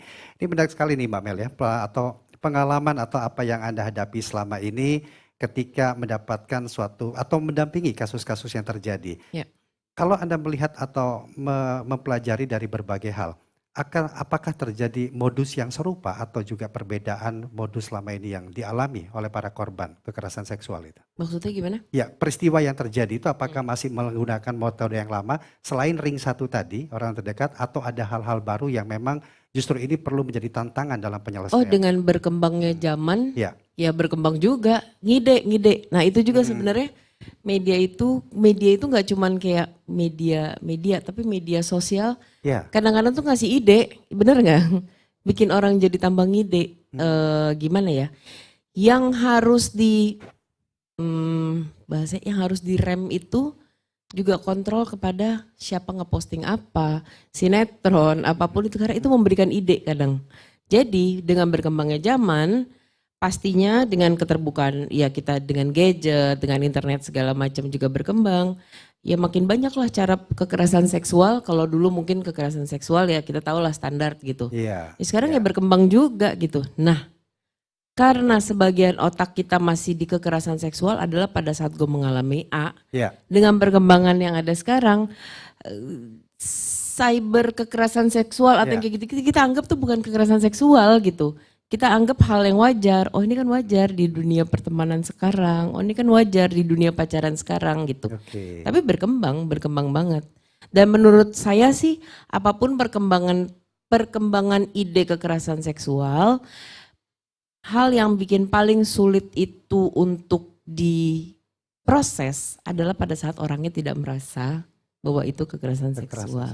Ini wajar kok gitu, si A influencer yang dia suka mungkin melakukan itu dengan pacarnya buat ya ternyata itu sebenarnya kekerasan seksual. Banyak kan influencer juga tidak memberikan contoh baik ya gitu ya, sehingga followersnya menganggap enggak ini wajar di pacaran sekarang ini. Ya kayak udah gitu mau diproses kayak gimana? Apalagi yang mengalami itu influencer lagi gitu, ya dia ngepost lagi and it's okay. Dan diliputlah dengan segala media. Dan itu akhirnya timbul sebuah kewajaran baru. Iya wajar ya ngalamin kayak gitu. Kembali ke yang pertanyaan pertama yang aku gak mau jawab tadi. Bahwa dengan udah ada undang-undang, dengan ada teknologi, dengan apapun, banyak orang bahkan tidak menyadari kalau dirinya sedang mengalami kekerasan seksual. Gitu. Nah itu bagaimana Bu Ratna ya untuk bisa memahamkan bahwa seseorang itu sebenarnya mengalami paham kan, tapi maksudnya kan benar kan? Dan apakah undang-undang TPKS ini mencapai atau mencakup sampai bisa menjangkau hal-hal seperti itu? Bagaimana Bu? Iya, kesadaran masing-masing individu terutama korban itu menjadi sangat penting ya. Karena memang undang-undang ini kalau kita mencermati pasal per pasalnya itu sangat jelas. Tadi sampaikan Pak Dirjen, ada 9 jenis kekerasan, mulai dari kekerasan fisik, non fisik, ada eksploitasi seksual, ada perbudakan sosial, perbudakan seksual, ada di situ kekerasan online dan sebagainya. Sebetulnya untuk mulai mengenal, makanya ini menjadi sangat penting ya, pemahaman tentang isi dari undang-undang itu menjadi penting. Terutama saya juga memastikan undang-undang ini unsur-unsurnya sangat jelas, Mas Budi. Misalnya yang dimaksud dengan pelecehan seksual non fisik itu apa saja unsurnya. Memang ini diberikan apa ya, artinya unsur ini sudah ada dalam undang-undang itu ya, misalnya seperti apa dan sebagainya itu sudah ada, definisinya sudah ada. Nah ini yang Pak Dirjen yang betul yang harus kita lakukan memang memberikan, menyederhanakan dari pemahaman yang ada di dalam, kalau bicara undang-undang pasal kan apa ya, artinya perlu waktu lah bisa. Nah ini yang kami nanti akan terus berkolaborasi dengan Pak Dirjen memastikan untuk bisa mensummary, memudahkan pemahaman tentang kekerasan seksual dari per definisi yang ada. Itu menjadi sangat penting. Terutama perkembangan sekarang ini. Betul, apa sih yang paling tren begitu ya dari sekian jenis kekerasan ini, terutama saat ini ketika online Mbak Melani, ini benar sekali media sosial dengan masifnya media sosial itu. Apakah nanti dengan misalnya mengirim yang tidak menyenangkan dan sebagainya, itu sebetulnya kalau korban sudah merasa tidak nyaman dan sebagainya bisa melaporkan. Tetapi sekali lagi ini perlu juga proses untuk bisa memahamkan kepada masyarakat ya. Juga jangan sampai nanti ketika semangatnya tinggi kemudian justru ini juga mengaburkan definisi dari yang sesungguhnya dari apa yang ada di dalam ketentuan regulasi yang sudah ada.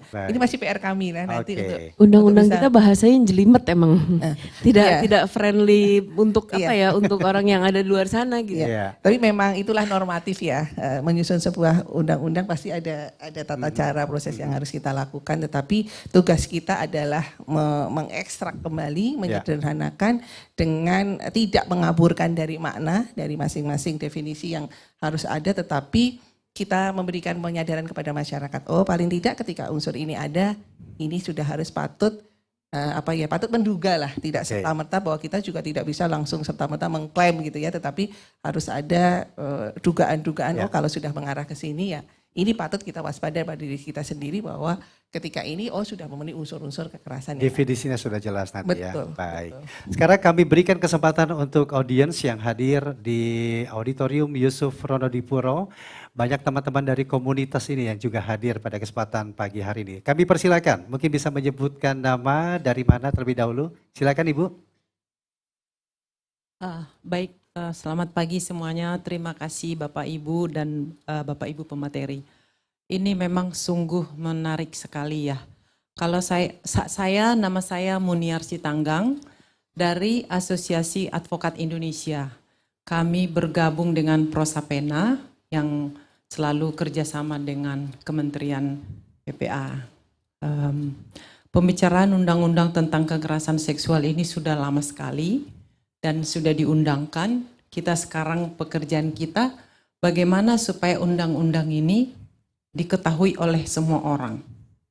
Terutama para perempuan mengerti akan hak dan kewajibannya. Perempuan Indonesia harus menyadari bahwa dia adalah perempuan tangguh yang harus mengerti hak dan kewajibannya. Tadi Ibu Pemateri dari Kementerian sudah mengatakan bahwa kita ini dilatar belakangi agama, budaya masing-masing. Banyak hal yang menghambat undang-undang ini untuk bisa dimengerti. Tadi Mbak Melani mengatakan undang-undang di Indonesia ini kata-katanya jelimet. Saya sarjana hukum, S2 hukum, juga mengerti seperti itu. Saya juga sarjana hukum, nggak ngerti bacanya hukum. Ya. Apalagi bagaimana orang di kampung. Itu. Tadi Pak Usman juga mengatakan bagus sekali sudah ada kepada pers itu memang harus ditertibkan. Kalau saya mengatakan ditertibkan dalam memberikan berita-berita. Kok tersangka pelaku inisialnya dipendekkan, korban dijelas-jelaskan, padahal harusnya dilindungi. Lalu saya nggak tahu mau bertanya atau apa, tapi masukan barangkali. Ya. RRI dalam hal ini sebenarnya salah satu corong yang sangat bagus yang bisa menjangkau seluruh pulau-pulau di Indonesia. Bagaimana kalau dibikin acara seperti ini talk show, bisa didengar oleh semua perempuan yang ada di sawah, yang ada di mana-mana, yang sambil masak dia bisa mendengar bahwa ada kewajibannya, tapi juga ada haknya. Dia harus diedukasi.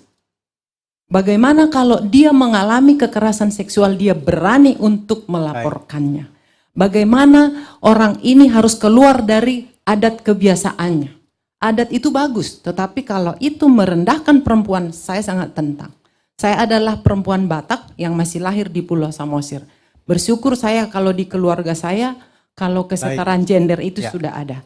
Maksud saya Bapak, Ibu, kita semua di sini, mari kita jadi corong untuk menjelaskan undang-undang ini, agar semua mengerti akan undang-undang ini. Baik kita di kelompok kita, di masyarakat kita masing-masing, baik itu di profesi, di arisan-arisan, di pengajian, supaya kita jadi corong yang baik dari pemerintah untuk menjelaskan undang-undang ini agar dimengerti oleh para perempuan Indonesia. Terima kasih. Terima kasih Ibu Muniarsi. Mungkin kami berikan kesempatan. Muniarsi Tanggang. Muniarsi Tanggang, mohon maaf ya. Kami berikan kesempatan untuk audiens lainnya. Mungkin ada yang ingin disampaikan dalam sesi diskusi kita di kesempatan pagi hari ini. Baik, kalau tidak ada mungkin saya berikan kesempatan Ibu Ratna dulu untuk menanggapi, Bu. Iya, terima kasih Bu Munia. Ini salah satu kolega kami juga.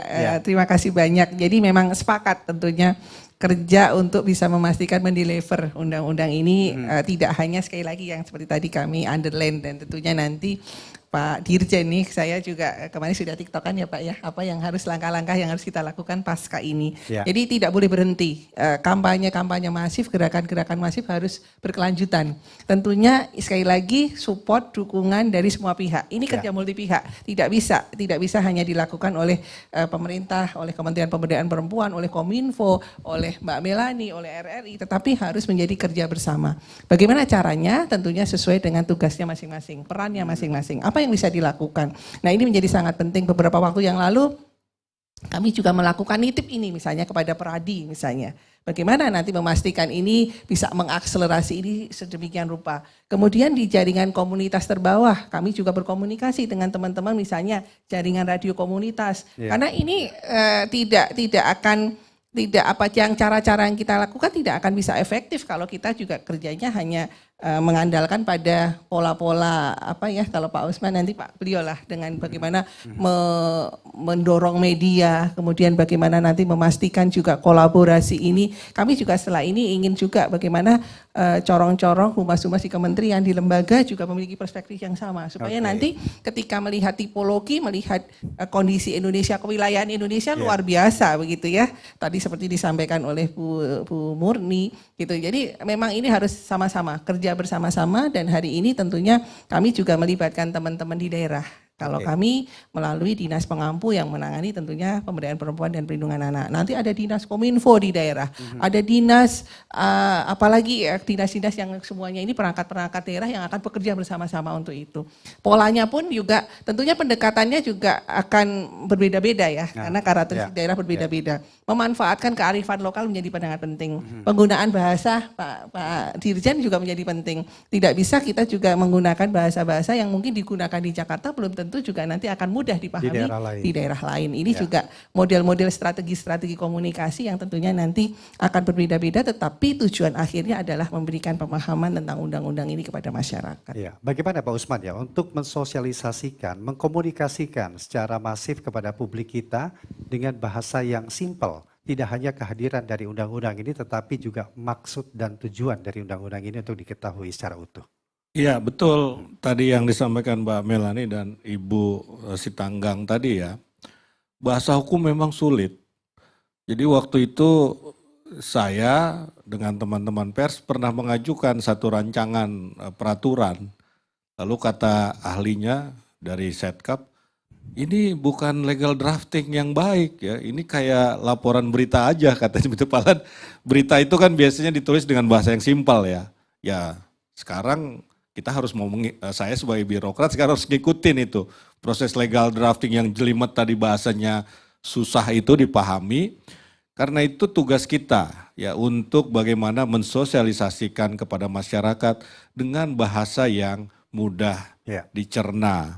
Nah salah satunya adalah kita ketika mengkomunikasikan ya hal-hal yang praktis.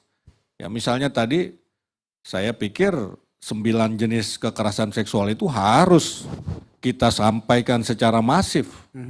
Ya.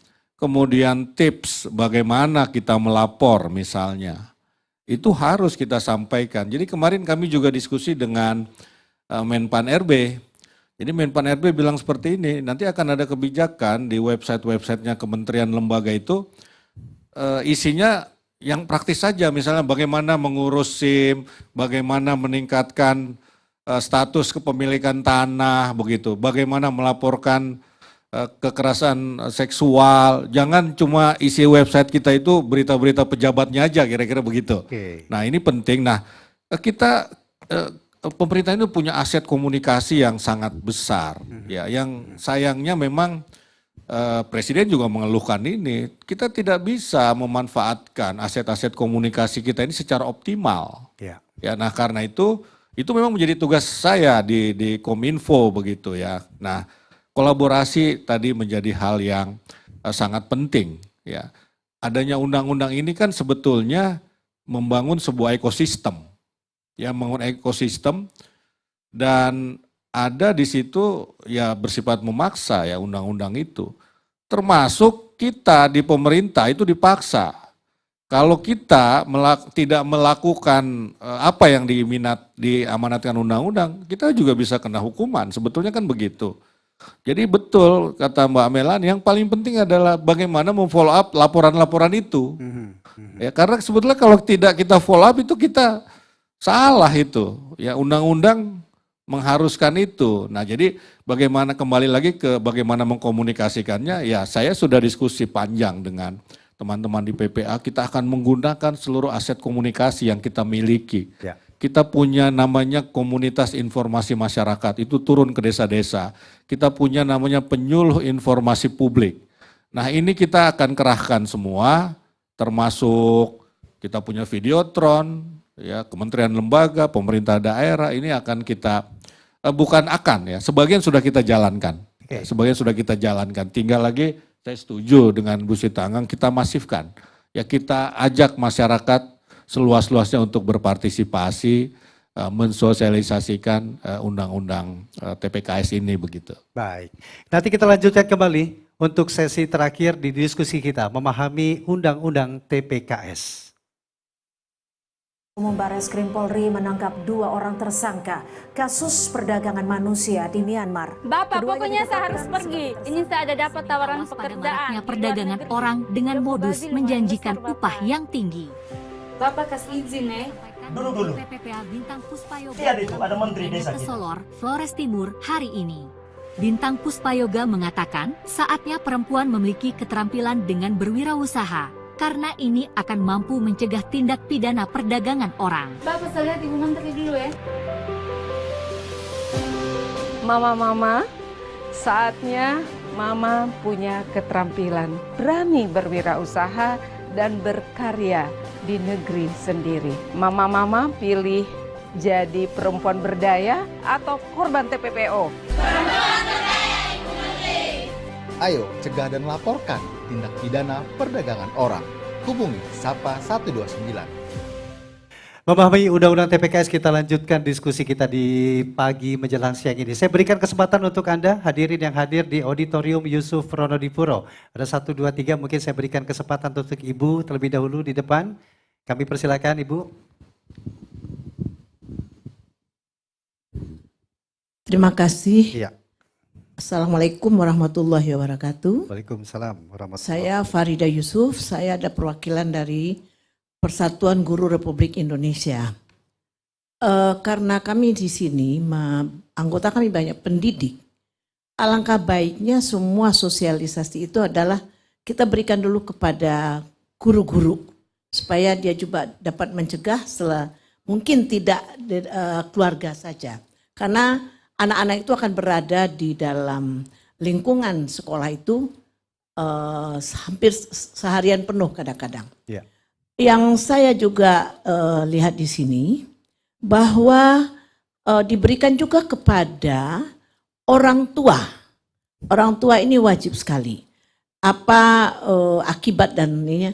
Apalagi kalau sekarang dari anak usia dini itu setelah kita lihat. Saya pernah belajar, kebetulan dari Belanda orangnya waktu itu, mengatakan bahwa anak kecil itu hanya boleh dicium, dipeluk hanya oleh ibu bapaknya saja, sama kakaknya. Tidak boleh adakah paman, adakah kakek, sebenarnya tidak boleh. Gitu. Nah ini harus kita terapkan juga, karena akan berakibat. Tapi kalau memang mereka itu diberi pandangan orang tuanya juga, kami mohon kepada ibu dari KPPPA, mungkin sekali waktu dapat dibuatkan untuk guru-guru, kami sangat bersenang hati sekali. Karena sampai dan juga akibat serta hukumnya kalau bisa dijelaskan sekaligus. Baik. Dan ini akan bisa menyambung dengan ibu bapak dan juga mungkin dengan keluarga. Parenting itu sudah ada, apalagi di anak usia dini di TK itu parenting itu sangat penting diberikan dari anak kecil. Baik Ibu. Karena anak-anak kadang-kadang dia mengatakan yuk kita main papa-papaan, main ibu-ibuan. Itu sudah dilakukan oleh anak-anak kadang-kadang. Terima kasih, harapan saya hanya dapat diberikan juga kepada guru sebagai pendidik dan orang tua. Terima kasih. Wassalamualaikum warahmatullahi wabarakatuh. Waalaikumsalam warahmatullahi wabarakatuh. Terima kasih Bu Farida Yusuf. Berikutnya saya berikan kesempatan untuk Ibu yang di ujung terlebih dahulu. Iya. Silakan. Ya, terima kasih. Aku Dini dari suara.com. Aku mungkin mau nanya ke Bu Ratna. Tadi sempat disinggung sama Bu Bintang terkait satu bukti saja sudah cukup untuk menjebloskan pelaku. Nah sebenarnya kategori bukti yang kuat dan satu yang cukup itu seperti apa gitu. Bisa jadi pertimbangan nanti para keluarga ataupun korban yang mengalami. Itu untuk Bu Ratna. Kalau untuk Kak Melena mungkin aku mau nanya. Tadi sempat dibahas soal viral itu sendiri gitu Kak. Sebenarnya ada nggak sih Kak tips ketika kita korban gitu mengalami pelecehan seksual atau kekerasan seksual gitu. Melapornya seperti apa? Apakah harus kita juga barengin dengan sekaligus publish di media sosial gitu agar cepat dipublish oleh kepolisian? Habis gitu, itu ketangkepnya ITE. Iya. Ketangkepnya beda lagi tuh. Iya gitu. Seperti apa mungkin tips-tips tahapan yang bisa dilakukan korban gitu? Apakah ngumpulin bukti dulu biar cukup atau seperti apa? Itu aja. Terima kasih. Terima kasih Mbak Didi dari suara.com. Berikutnya Ibu silakan. Bismillahirrahmanirrahim. Assalamualaikum warahmatullahi wabarakatuh. Saya Ratna Dwi Kora dari IWAPI, Ikatan Wanita Pengusaha Indonesia. Selamat pagi. Jadi saya berpikir bahwa basic, menurut hemat saya, basic dari semuanya adalah bagaimana kita membangun para anak perempuan kita gitu ya, dari mulai kecil mungkin sampai mereka besar, katakanlah sampai usia SMA. Bagaimana mereka punya kesadaran untuk membela dirinya sendiri gitu. Saya selalu bilang bahwa hati nurani kalau kamu diapa-apain sama orang tuh sebenarnya hati nurani kamu tuh bicara gitu. Ini nggak pas nih. Seperti Mbak Melani tadi bilang, kok pacar gue gini ke gue. Sebenarnya dia tuh sudah mengasih sign gitu ya. Itu hati nurani sudah bicara gitu. Ini nggak benar ini harus dilawan gitu. Nah, saya berharap gitu kita bersama pers, KPPA, juga influencer atau bagaimana itu bisa bagaimana caranya menanamkan hal seperti ini gitu. Kamu harus tahu kamu sudah disakiti, kamu sudah dibully, kamu sudah dilecehkan. Mungkin sesederhana itu saja kita mulai semuanya. Terima kasih. Terima kasih Ibu Ratna Dewi Kora dari IWAPI. Berhubung 2 pertanyaan tadi mengarah ke Bu Ratna, silakan Bu, kami persilakan menanggapi dulu ini Bu. Iya, terima kasih Bu Farida, Mbak Dini dan juga Bu Ratna Dewi Kora. Iya, tadi kalau Bu Farida dan Bu Ratna hampir sama ya, artinya sepakat kita semua bahwa ini harus kerja bersama-sama. Hanya sasaran targetnya yang berbeda gitu ya. Jadi saya terima kasih banyak Bu. Nanti sekali lagi kita akan mempublish sebanyak mungkin ya nanti Pak Dirjen pemahaman-pemahaman supaya nanti di media sosial termasuk melalui kanal Playgo ini definisi-definisi pemahaman tentang undang-undang ini secara menyeluruh karena nanti supaya Bu Farida juga bisa mensosialisasikan di PGRI, kemudian Bu Ratna juga bisa di IWAPI begitu ya. Kami ingin juga ada champion-champion lah, paling tidak harus ada agen-agen yang nanti juga bisa membantu mendeliver message ini. Kemudian nanti Bu Murni di asosiasinya begitu. Jadi itu menjadi bagian penting Mas Rudi. Tadi sepakat semuanya bahwa ini harus segera dilakukan sosialisasi, gerakan-gerakan, kampanye-kampanye yang masif. Bagaimana caranya? Tentunya dengan strategi komunikasi masing-masing itu menjadi penting. Tapi yang harus kita siapkan adalah kontennya, substansinya. Itu menjadi sangat penting. Kemudian Mbak Dini, ini yang tadi langsung teman-teman media itu kritis. Kalau gini-gini tuh apa sih langsung to the point gitu ya Mbak Dini. Betul sekali bahwa salah satu ini juga menjadi terobosan hukum loh. Jadi Undang-Undang TPKS ini memberikan beberapa pembaharuan hukum dan terobosan hukum. Artinya juga melakukan hal-hal yang selama ini masih terjadi di lapangan ketika dalam proses penyidikan, penyelidikan dan sebagainya. Seringkali benturannya adalah tentang alat bukti. Nah, undang-undang ini memberikan sekarang ini keterangan korban, saksi, itu sudah menjadi satu alat bukti. Yang kemudian ditambahkan tentunya dengan alat bukti yang lain, karena minimal 2 kan memang ya, alat bukti minimal 2. Tapi dengan satu yang sudah dipegang oleh korban atau keluarga korban atau saksi, ini tentunya akan menjadi kemudahan untuk proses penyidikan dan penyelidikan. Jadi terobosan undang-undang itu ini, jadi betul-betul apa yang tadi disampaikan oleh Bu Menteri itu juga sangat menjadi dasar ya. Satu, tidak mengenal namanya damai seperti tadi disampaikan oleh Mbak Melani, nggak ada restoratif justice sama sekali. Kemudian yang kedua adalah kemudian untuk alat bukti. Jadi ini menjadi esensi utama supaya proses dari penegakan hukum dari undang-undang ini bisa cepat Pak Rudi. Jadi tidak lagi menunggu berlama-lama, korban sudah harus, selain juga tentunya apa yang kita lakukan berdasarkan asesmen kebutuhan korban ya. Korban itu butuh apa dulu? Karena itu menjadi sangat penting. Apakah layanan psikologinya, apakah layanan kedaruratan medisnya, apakah hal yang lain sampai nanti di ujungnya. Karena ini bicaranya hulu hilir. Di ujungnya harus ada empower. Empower itu menjadi penting loh supaya mereka korban itu pulih, stabil kondisi, tidak hanya dalam arti pemberdayaan itu kemudian bicaranya ekonomi tidak, tetapi juga sosialnya itu menjadi sangat penting. Mbak Mel tadi juga disinggung pertanyaan dari Mbak Dini. Ini kalau bagaimana tahapannya? Gitu ya. Sekalian aja semuanya. Pertama aku pengen merubah dulu satu kata sih. Keluarga itu mungkin harus diganti dengan kata orang-orang terdekat sehingga itu ada melingkupi juga guru, melingkupi siapapun. Karena kalau ngomong bapak ibu orang tua belum tentu anaknya lahir punya bapak ibu. Artinya kan bisa lingkungan terdekat dia, keluarga. Nah, untuk bisa semua ini terjadi, berbicaralah sesuai dengan pasar yang kita mau sasar. Benar Ibu bilang, bikin modul terpisah untuk guru, bikin modul terpisah untuk beda-beda. Tapi ya yang suka bikin ngaco, yang suka bikin tidak sampai itu adalah pada saat kita mau sasar orang-orang anak ABG, netizen, apa segala macam. Kayak yang hari ini tidak akan sampai ke mereka. Kalau mau sampai ke mereka, ayo kita bikin ini di mall. ayo kita bikin live-nya Instagram, ayo kita bikin live-nya TikTok.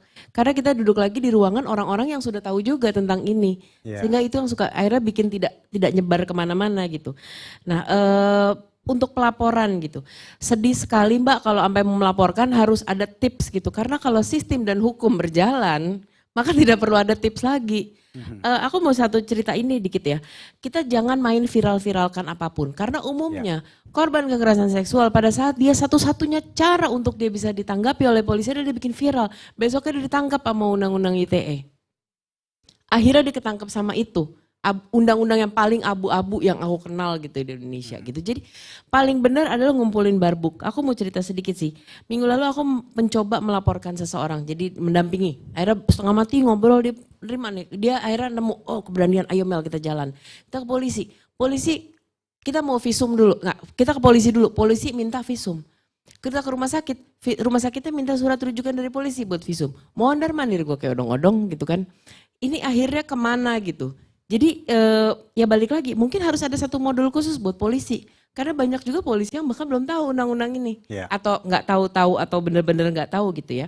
Dan satu lagi, kalau tadi satu syaratnya itu adalah keterangan korban. Kita lagi mendampingi udah hampir 3 tahun. Ini besar karena musisi melawan musisi. Musisi dengan fansnya, habis itu musisi dengan musisi. Keterangan korban sudah ada. Tapi hanya keterangan korban. Karena butuh begitu lama waktu untuk memberanikan si korban untuk bicara. Karena yang mau dilawan ini terkenal. Sehingga visum udah nggak bisa, apa segala macam. Jadi tadi satu syarat terpenuhi keterangan korban. Habis itu nggak bisa dilanjutin sama sekali juga. Karena kan tetap aja punya satu bukti, butuh bukti kedua kan gitu. Jadi bikin modul itu juga harus berjuta modul. Untuk guru, untuk korban, untuk ini, untuk itu. Kita mau menyampaikan ke siapa, bicaralah dengan bahasa siapa yang mau kita sampaikan. Baik. Waktu kita sudah sangat mepet sekali, tapi ada satu pertanyaan melalui WhatsApp kami dari Dr. Aurel Saupolato dari Forum Anak. Seberapa berpengaruh sosialisasi ini dalam penurunan kasus kekerasan seksual? Apakah dengan sosialisasi sudah cukup, bahkan tidak perlu pengawasan dan pendampingan secara berkelanjutan? Jangan sampai sosialisasi yang ada hanya menjadi formalitas semata. Pak Usman mungkin bisa membantu untuk menanggapi, sosialisasi sudah cukup, aksi-aksi ke depan apa yang perlu? Saya kira sosialisasi itu kan hanya bagian dari sebuah ekosistem ya. Sosialisasi itu perlu ada follow up-nya. Ya, sosialisasi atau komunikasi itu kan paling tidak ada 3 tujuan, ya tergantung tujuannya memang.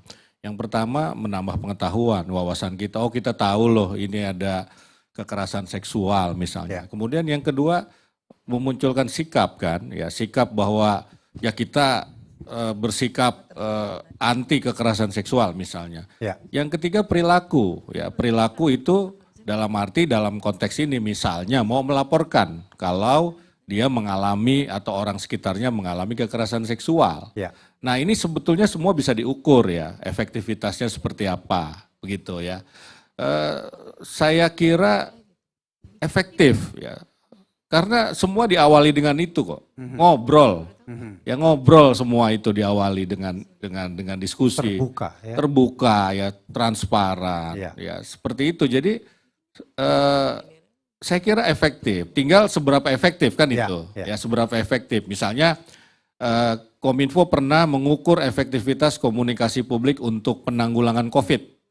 Ya dalam konteks kesehatannya, ini pihak ketiga nih yang meneliti supaya nggak bias.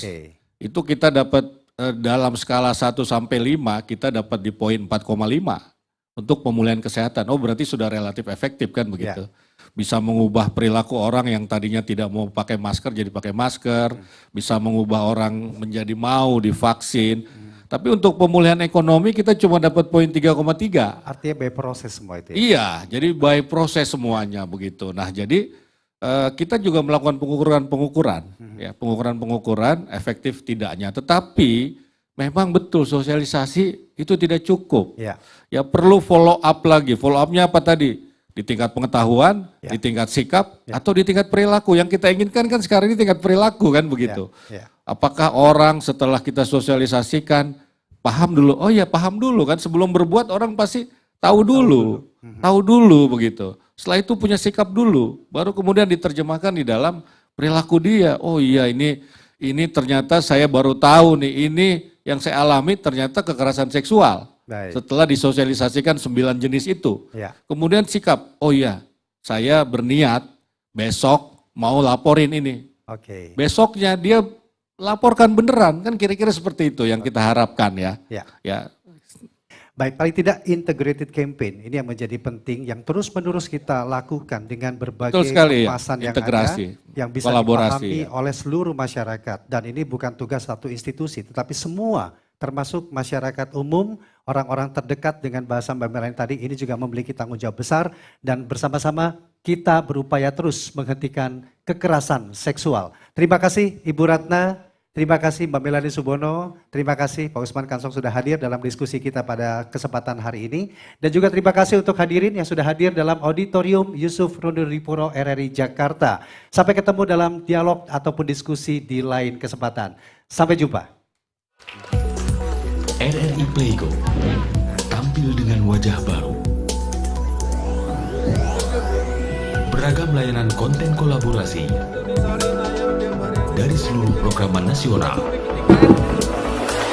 live visual streaming, live radio streaming, playlist musik, podcast dan video, artikel berita, dan edu game.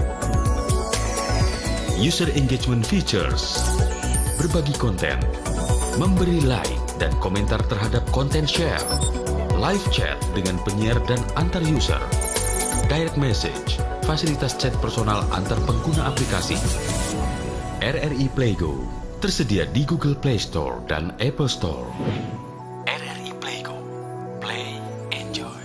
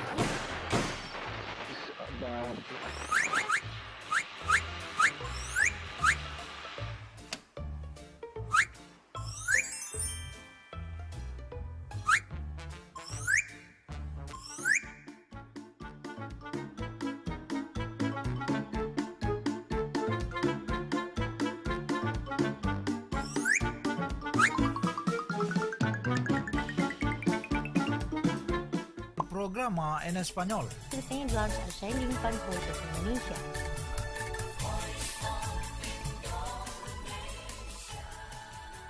RRI Playgo, smart and friendly.